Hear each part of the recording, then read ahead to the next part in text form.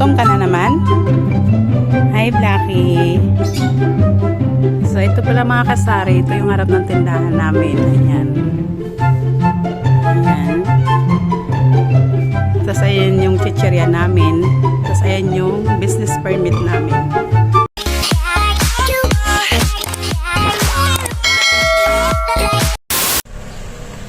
Magbibilang kami ng barya mga kasari, pandagdag bili ng bigas. Ito. Ano to? Mga nasa toke rin to. Ito mga kasari, ito yung naano namin na bilang sa barya. So, 'di ba? Dalawang araw na bintang barya 'yan, no. Malaking tulong. Doon kasi sa bilihan ng bigas, tumatanggap sila ng kahit magkanong barya. Wow! Hindi katulad sa mga wholesaler dito sa amin, yung iba 300 na lang tinatanggap, mayroong 500, mayroong 1,000. So sa kanila tinatanggap nila kahit magkano yung barya mo. Pati dito sa soft drinks sa amin tumatanggap din. Kaya yung mga barya namin doon namin dinadala. Sa bigas o kaya sa soft drinks. So naka-order naman ako ng soft drinks. So sa bigas naman to. So malaking tulong sa atin ang barya. Ngayon pala mga kasari, pupunta yung asawa ko sa rice mill. Bibili siya ng bigas. Ayan. Kailangan kasi nakasapatos dahil bawal sa highway ang nakachinelas dito sa Manila. So, sa Bulacan siya pupunta. Kaya, ayan, nag-aayos na siya. 4 na kaban lang bilhin mo, ba?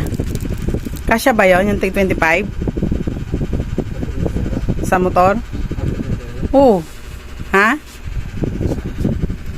Inalala niya kung kasya yung pera kasi marami pa siyang bibilhin. Ayan. Tapos kanina pala mga kasari, maaga dumating si ahente ng GTI. Ayan. Ito lang yung kinuha ko. 3 camel. Ayan, 3 camel saka itong mentol. Ayan, itong mentol.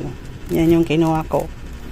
Kasi nga, meron pa naman akong Winston, saka humina ngayon ang Winston, mga kasari, lumakas si Camel. Kasi mamura ang Camel size lang ang isa. Mayroon sanang pre na isang tay ng Copico Blanca si Winston. Kaso nga lang, hindi naman siya mabenta, kaya hindi talaga ako kumuha. Tapos mamimili din yung asawa ko mamaya, pagkatapos niyang bumili ng bigas. Kasi na nga, kalbo na yung ibang dyan sa harap.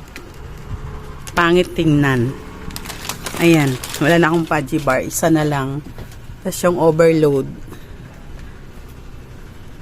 So mamaya ulit mga kasari, balikan ko kayo. Nakauwi na yung asawa ko mga kasari. Ayan yung nabili niya, 4 na sakong 25 kilo.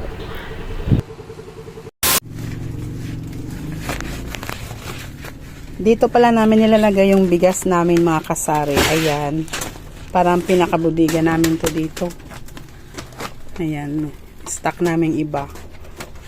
So, ang nabili na ng asawa ko is 4 na tig 25. Yung kasya lang sa motor.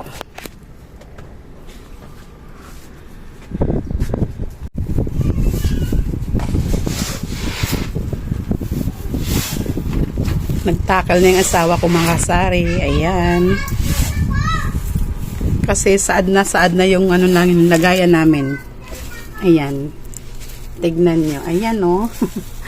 Walang wala na talaga. So ayan yung bigas namin kasari. Ayan. Pakita ko sa inyo. Ito o. Liwanag ba? Ayan.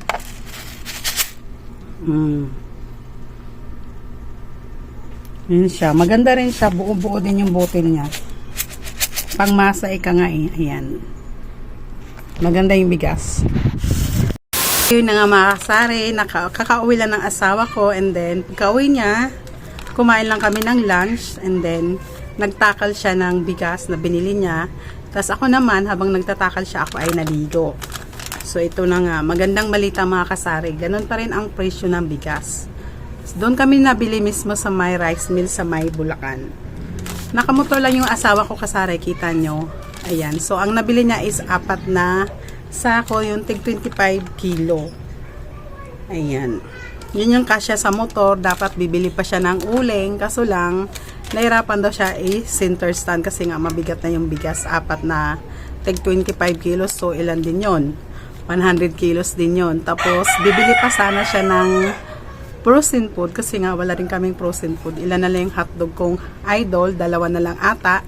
Tapos, wala na rin akong TG, Tender Juice na tingi. Saka yung tig 70 yung 1/4. Saka holiday.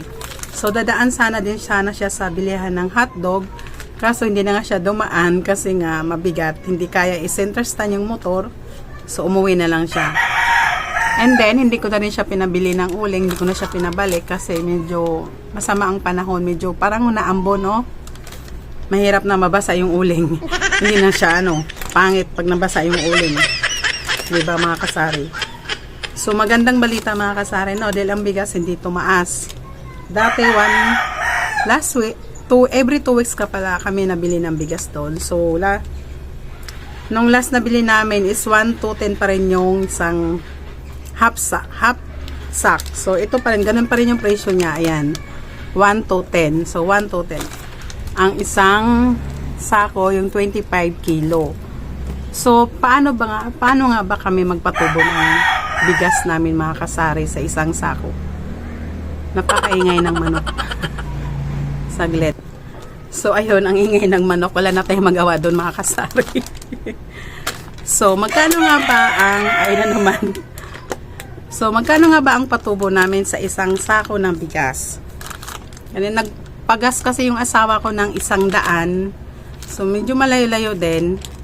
Kaya kailangang i-add natin yon. So, 4 yung pinabili ko. So, dapat sa isang sako is mag-add tayo ng 25 pesos. Ipakita ko sa inyo, mga kasari. Ganito, mga kasari, ang punan ng bigas is 1 to 10 plus 25 sa gas. So, equals 1 to 35 plus 150. Sa isang sako, nagpapatubo kami ng 150, mga kasari. I-divide mo siya sa 25. So, ang lumalabas na puhunan is 55.40. So, pwede na natin siyang ibenta ng 56 ang kilo, mga kasari, sa isang kilo. Ayan. Ganon kami magpatubo sa bigas, mga kasari, is 150 sa isang sako. Pero siguro pag cash, pag isang buong sako, magpatubo na lang tayo ng 50, ay 100. Ganon. Para mabilis ang yan, mga kasari. Mabilis lang siya ibenta pag ganun na yung patong mo. Ayan. Ayan yung pinakabenta na niya, 55.40. So, pwede mo na siya ibenta ng 56. Pag gano'n na yung pato mo, mga makasari, saglit lang siya maubos yung bigas.